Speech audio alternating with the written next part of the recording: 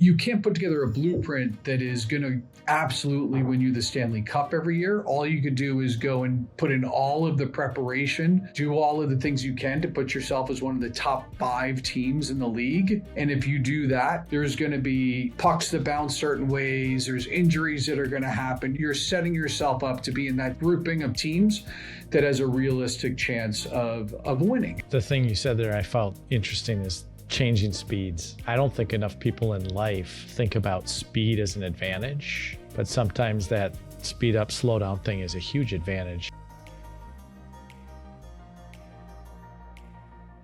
All right, thank you everyone for joining us today. I'm excited about our extra special guest today. I've known Chris for a while, long time, and I'm going to ask him to introduce himself a little bit because he's got quite the history in sports. I'll explain why I want to talk to him in a second. But Chris, why don't you just lead off and tell us a bit about Front Burner Sports and some of the other things you're involved in right now? Sure. So, John, thanks for having me on. Chris Potenza. I'm the president of Rinkside Advertising Network and Front Burner Sports and Entertainment. I like to describe myself as a longtime sports sponsorship executive, I guess I would say. I spent the better part of my career, at least the first 25 years of it, working in all levels of professional sports, primarily selling sponsorships, right? So connecting brands to the fan bases of the teams or the properties that I worked for or with. And there were a lot of them. I lived in 15 cities over the course of those 25, 30 years, doing everything from the major pro sports, football, NFL, NBA, NHL, down to some interesting ones. It was even in World Championship Wrestling for a while. I was much bigger and I wore a mask. I don't think anybody would really recognize me. Today, I own a couple of, I guess I would call them niche sports marketing companies. I walked away from the life of big time professional sports and decided to hang my own shingle out about 11 years ago. One side of the business, Front Burner Sports and Entertainment, is a very traditional sports marketing firm. We bring sponsorship expertise to some of the second and third tier properties that are out there. Might be local marathons, art fairs, municipal buildings, all of which have a lot of the same characteristics and benefits that should bring in potential sponsors, but don't, because the folks that own them maybe don't have the time, resources, or the know-how to have the proper conversations. The other side of what I do is Rinkside Advertising Network.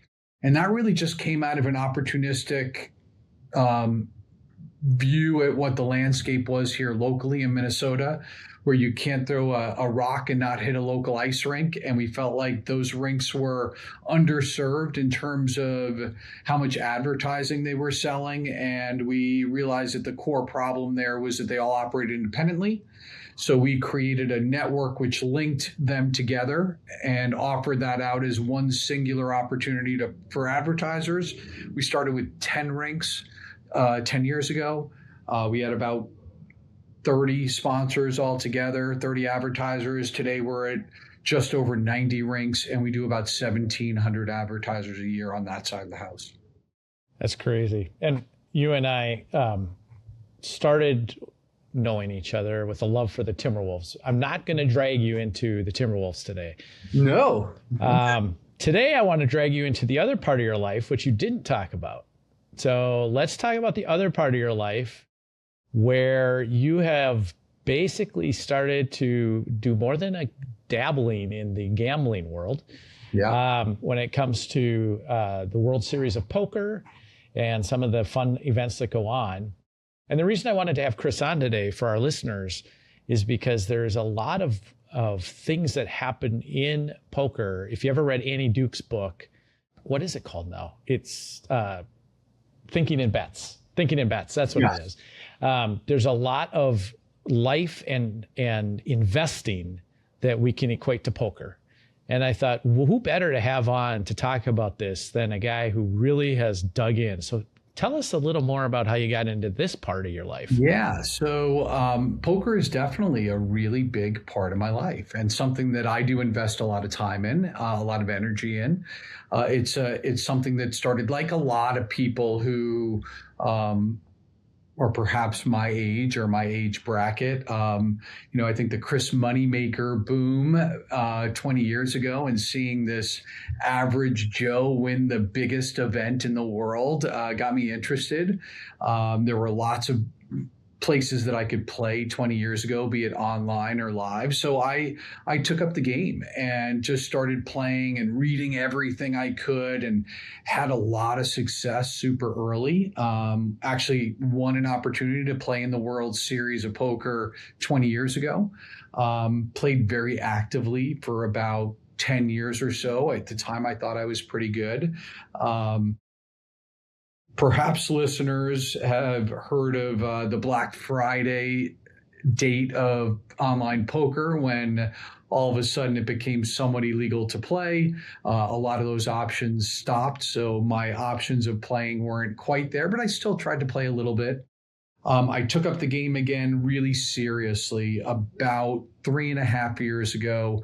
Local tournament was happening. I had told my wife, hey, I used to be pretty good at this. I'm going to go drive down the hill to the local card room, going to go play in a tournament. It must have been just before lunch. I said, look, in all likelihood, I won't be around for dinner. I would expect this to take 12 to 14 hours. Drove there, and I literally was walking back in the door 45 minutes later. I had been busted out of the tournament, left in shame, was literally ordering poker books while at a stoplight off of Amazon on the way home, realizing, wow, this game has changed. I don't know if I still know it. And Jon, you know me personally a little bit. I tend to dive into things pretty deep. And that started really what's become this 3-year journey of trying to get really good by digging deeper and investing a large portion of my time in trying to put myself in maybe the top 5% of the folks that play. So you've hit on at least 3 issues I want to talk about, but let's talk first about what changed so much in the time you took off from the time when you came back? Yeah, I think that the first go round, certainly there weren't the same number of technical tools involved to be able to study. Today, there are things called solvers, and basically what they do is they have 2 supercomputers go and play against each other and model out what the perfect play would be in every situation. And while there's no way that any human could go and memorize the outputs to that and the various charts that come out of it, what we can do is start to learn heuristics. And I think we've just learned more about what the proper long-term EV play is, or positive EV play would be. There was a time 20 years ago when everybody was just starting this poker boom that I think aggression trumped everything. And while aggression is still very, very important, I think it's about picking your spots, being educated, and knowing when to turn it on and when to turn it off. All right. So now you're really pushing my buttons. So I have a bunch of questions. One is, when you came back, you really had to put in more hours. And this is similar to investing and anything we do in life. In fact, I would argue this is similar to retirement. No, people don't think about it as I got to put time into this, but you put a lot of time into learning again. How much time did you put in to that alone? Because this fascinates me. So for a lot of players, I think that, they might consider playing being the same as studying. And undoubtedly, you gain experience from playing. So there's opportunities. You could find some places to play online. You could certainly go to your local card room. And I think when I first got back into it, I did a lot of that. And probably didn't go as well as I liked. And I realized that there was a whole other side of getting better that I need to invest in. And that really took me down a rabbit hole of what was first perhaps reading printed material and, waving in various tools that I could study, and then getting to a place that I really need to wave in extra help. So, there's a number of different poker training sites with canned videos or classes that you could take. And I took that as far as I could go. And honestly, I eventually got to a place that I ended up hiring a poker coach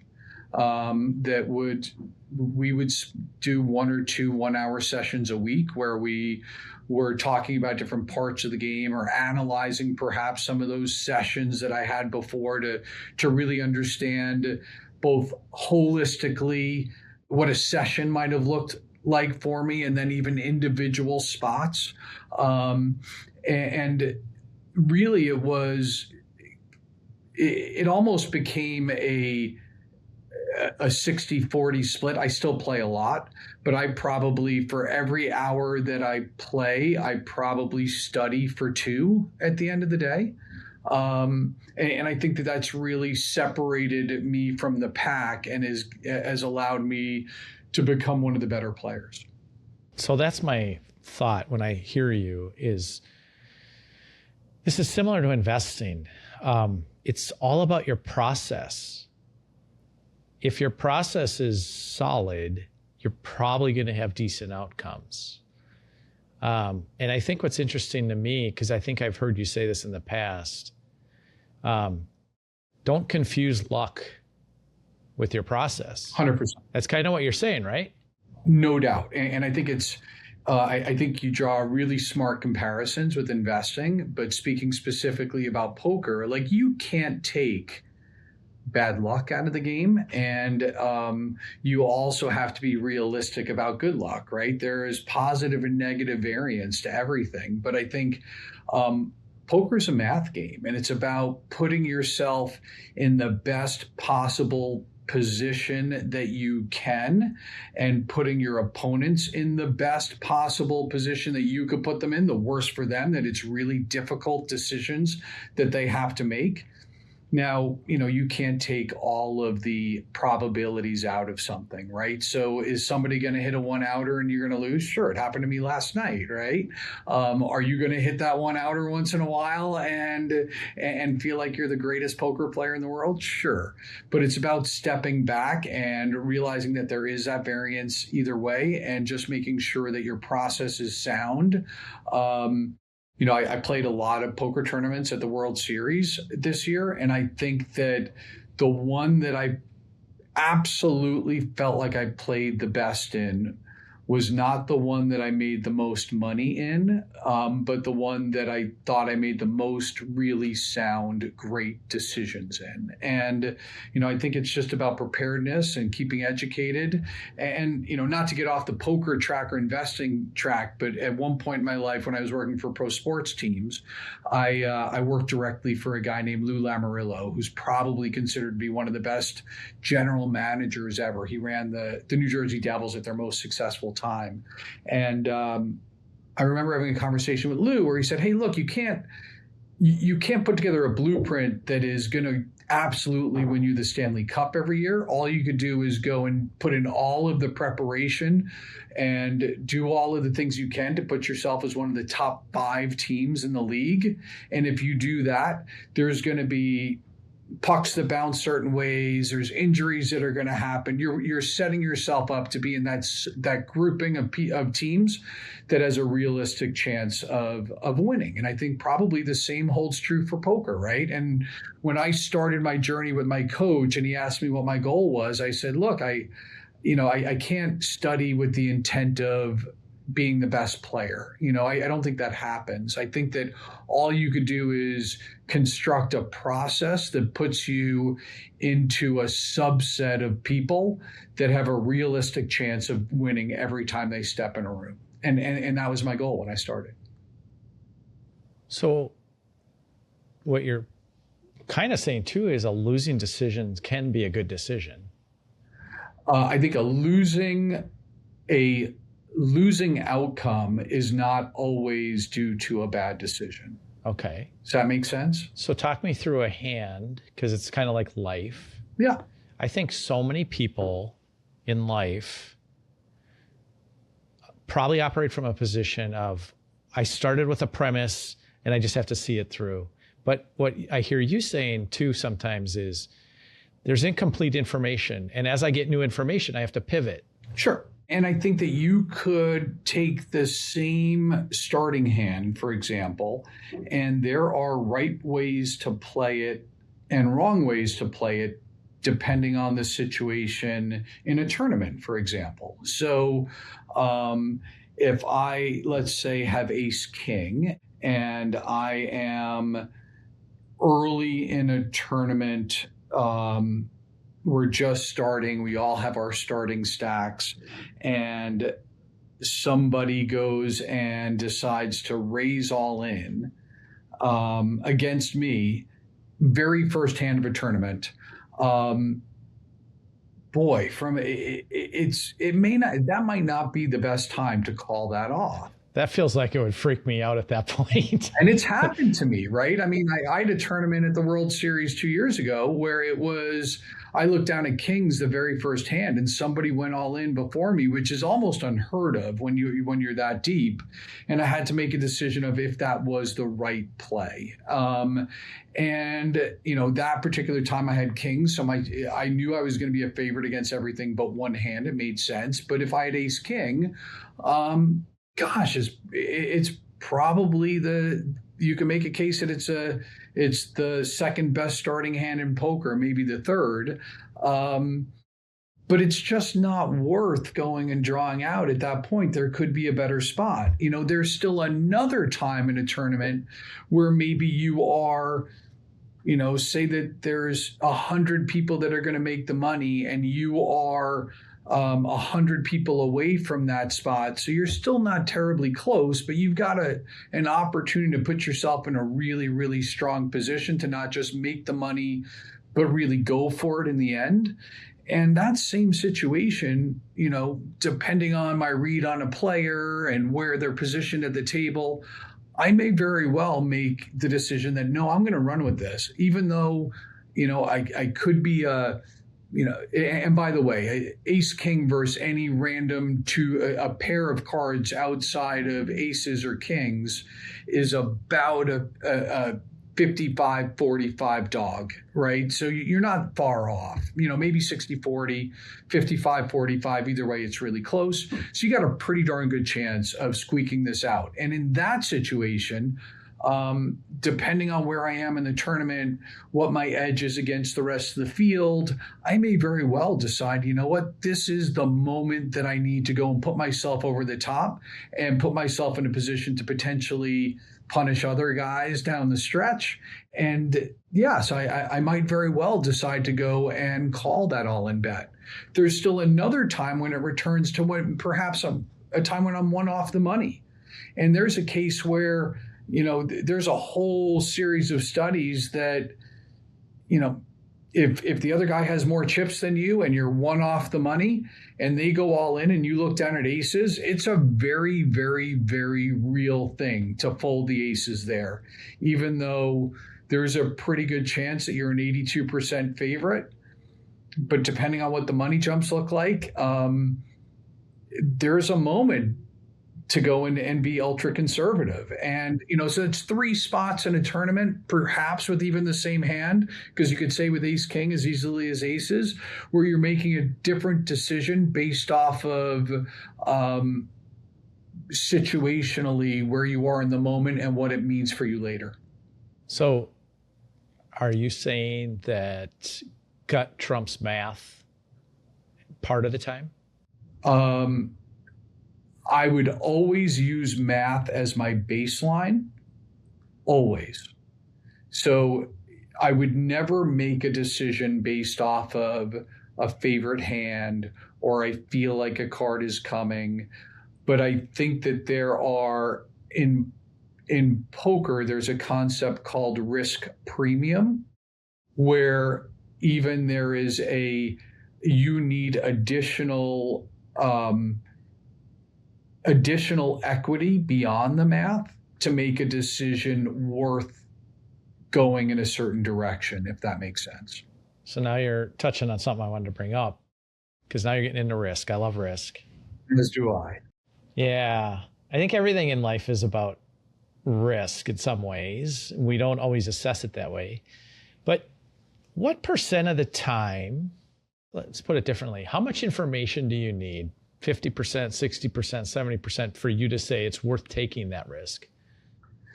Boy, there's so many different variables, right? And again, you're always thinking in the back of your head what the math looks like.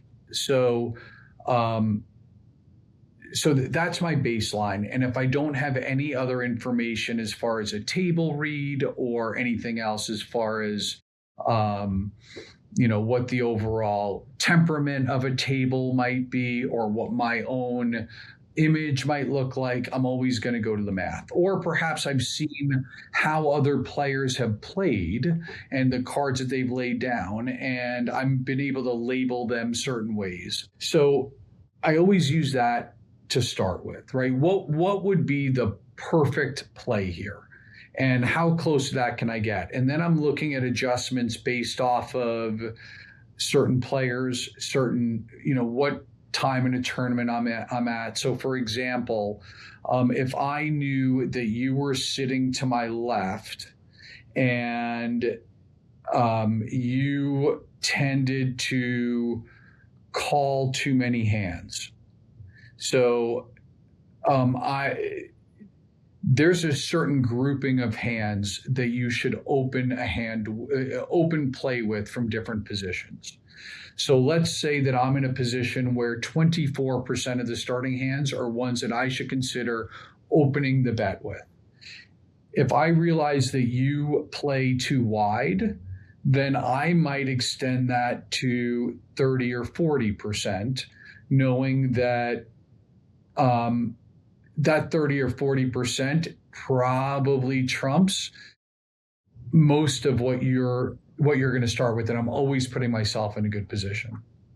Interesting. So you talked about reading the table. Just to go into that a little bit more, because in life we have to read other people, we have to read situations, we have to read the table. So explain that a little bit more, what you're looking for. 100%. It's always the first question people ask me when I play poker, right? Are you good at reading people? Are you good at reading tells? And I think that comes from, most media. You watch a poker movie or you watch Rounders and you're watching the Oreo cookie thing, or, you hear some bead of sweat coming down, or they've got a strange pulse. And the reality is that almost none of that happens at a real poker table. At the end of the day, there are a couple of things that you might be able to pick up, live tells, but most of the reads come from paying attention and seeing what people, once a hand ends, if it ends with people showing their cards, if you paid attention and can kind of mentally backtrack through the hands, then you have an idea of historically what they do with certain hands, so to speak. If I open from first position and there's a series of hands that somebody should think about calling with, somebody should think about raising with, and somebody should think about folding based on each position that they are to act after me. If I raise a hand, they call, we get to showdown, and they perhaps played a hand that they should have folded, or raised a hand that they should have called, or something that was outside the norm. That's a mental note that I'm taking that I'm going to kind of put into my file bank for later as how I use against them. I'm also looking at, okay, this person might raise this percentage of the pot when they're on a draw. This person is always checking when they have second pair. So player tendencies tend to be more accurate than physical live tells, and you spend a lot of time when you're at the table. If you're smart and you're not spending the whole time scrolling on your phone, there's a lot to be had by just paying attention. So reverse that. When has someone read you? When is someone and I'd even throw out there, when did emotion take you to the wrong spot and someone beat you?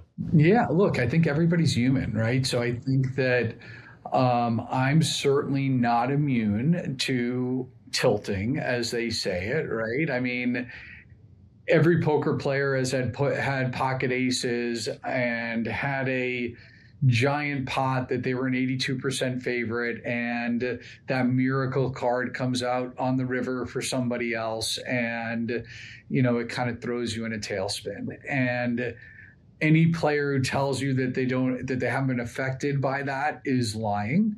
And I think that there's moments, I think at every tournament, you're going to tilt in every single tournament you play, in all likelihood. There will be a gut check moment.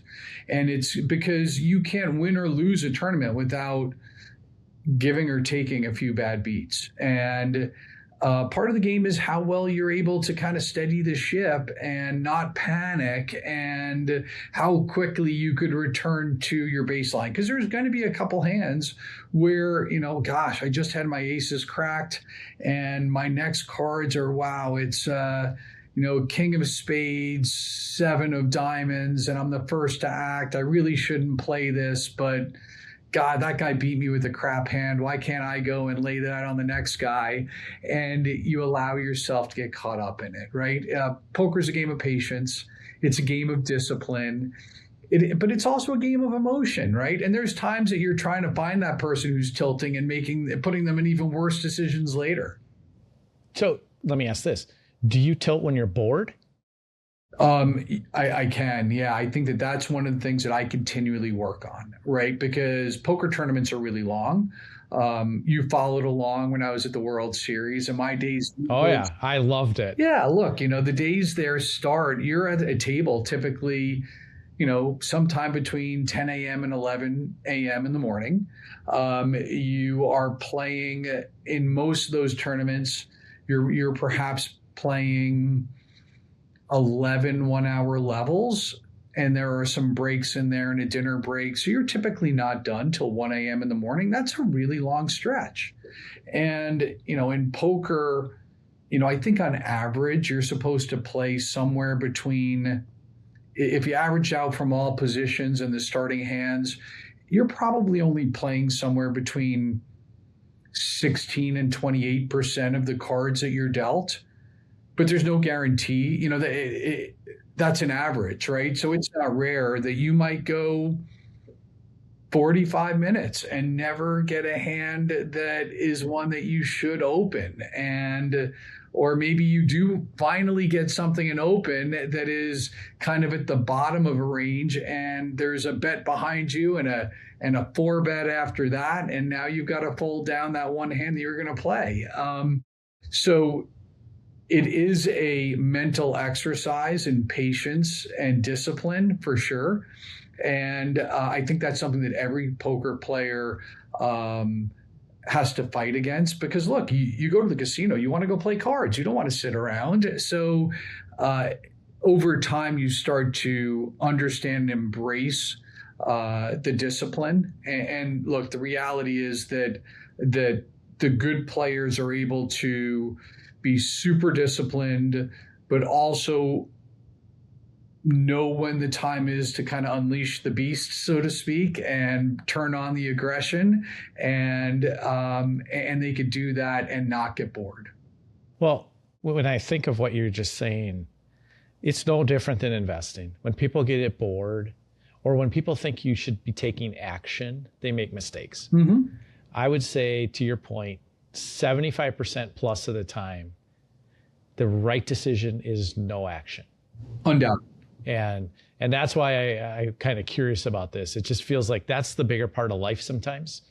Yeah. It's funny because it's a pretty common story among poker players where you'll hear somebody tell their story of a tournament, and it'll be, gosh, I was card dead for what felt like hours, and I watched my chips dwindle down, and then I played this terrible hand because I had to make something happen. And my immediate response is, well, yeah, you're right. You made something happen. You're out of the tournament. Yeah, if you're not careful, that's exactly what's going to happen, right? So, look, it's hard not to be bored. It's hard to pick your spots.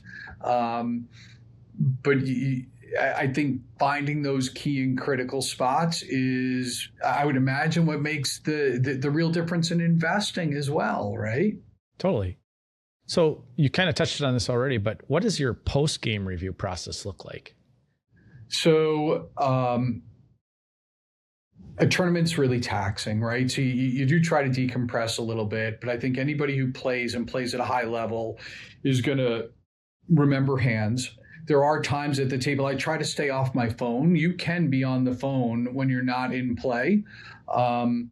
At the end of a big hand, or one that I thought was memorable, or one that perhaps I had a question about my own actions and was it right, I've kind of developed my own shorthand to kind of write down exactly what the action was in a particular hand.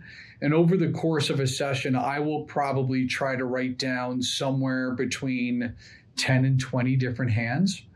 And after a session or a day of a poker tournament, I'm probably taking an hour after the event, after I've had a chance to cool down. And I do subscribe to a couple of tools that tap into the power of a solver.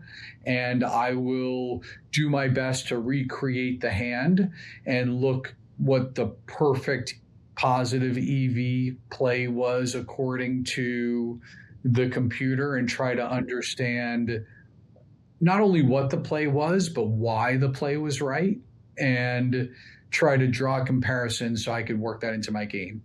And then I will also, I keep just a simple note tab on my phone with different parts of my game that I feel like I've got to work on. And what was really interesting at the World Series, when you play every day, because I did play 23 straight days of poker, and I worked as well. I got up in the morning and worked, but it was a good solid 10 to 11 hours. And when you're playing that much, you start to recognize spots like, oh gosh, I am the out of position caller and it's a low flop, and this guy just led into me with an overbet.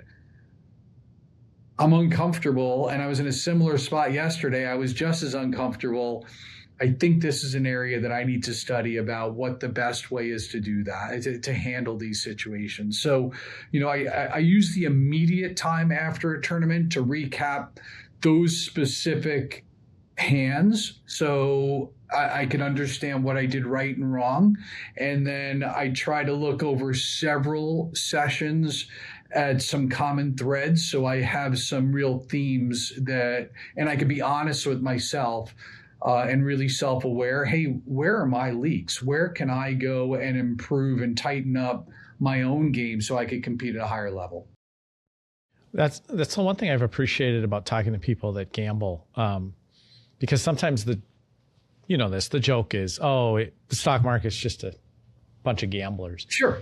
I think the stock market's less gamblers, it's less gamblers just because so many people don't have a process, and so many people don't have what I would call the humility to acknowledge their weaknesses the way I've seen most professional gamblers do it. So it's just interesting to listen to that. Let's step out of that for a second and look at the bigger life. What's poker taught you about life, or about how you're running your business? Because you're a very disciplined person in poker. So yeah, well, I'm disciplined, but I try to be aggressive at certain spots. And I think, we've talked so much about discipline, but it's also about being able to change speeds, right? And to recognize that this is my moment to go for it. And this is where I could separate myself from the pack, so to speak. And I think that, running my own business, I've learned that there's a benefit to some consistency and discipline along the way, but also not being afraid when you recognize that there is a plus EV, positive expected value decision or opportunity out there, that it's time to go for it. And I'm just by nature somebody who embraces risk, but it's not. I don't embrace risk just for the thrill of it. I don't I don't play poker just for the thrill of it. I want to win. I want to make money. I see this. That's how I measure myself in poker. It's not just, hey, I had a good time. That tends to come with winning. And I think the same holds true from a business perspective. I do try to keep myself educated, keep myself in positions where I have an edge, and look for areas that are that there is, an advantage that I could take advantage, that I could capitalize on, and not being afraid to take that. Right. The thing you said there I felt interesting is changing speeds. I don't think enough people in life think about speed as an advantage, but sometimes that speed up, slow down thing is a huge advantage. I've seen it in the markets. I've even seen it in tax planning sometimes. So, yeah, I think that's the key, right? I run a business that we're purposely small, so we could be nimble. It doesn't take a lot to turn the ship here, so to speak. So we are able to go and capitalize on things. And look, there's certain times during the year, right outside my office, I've got 6 people here working for the summer because I identified a gap in the market, and one that I felt like I needed to take advantage of these particular 6 months. So look, after years of being a one-man show, I decided I looked at the numbers. I did some study. I did my best to really extrapolate out where the edges were for me. And then, when I understood that I had an edge and it was a plus EV decision for me, I went all in, right? And whereas I could have hired 1 or 2 people, instead I hired 6 because I felt like it was that much of an opportunity. So we're not about portion control when there is a positive opportunity. I want it all, which is no different than when I've got a great hand, Jon, and I know that I got you.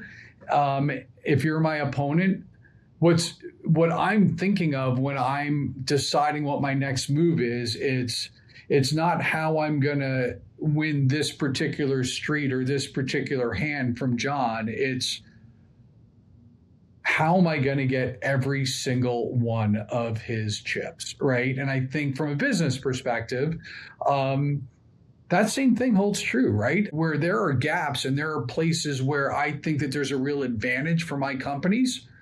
I want to take everything. And I don't know if that's greedy or gluttonous, but I think that that's just, part of what I've been taught in my night job of playing poker, that there's no benefit to not doing that. Yeah.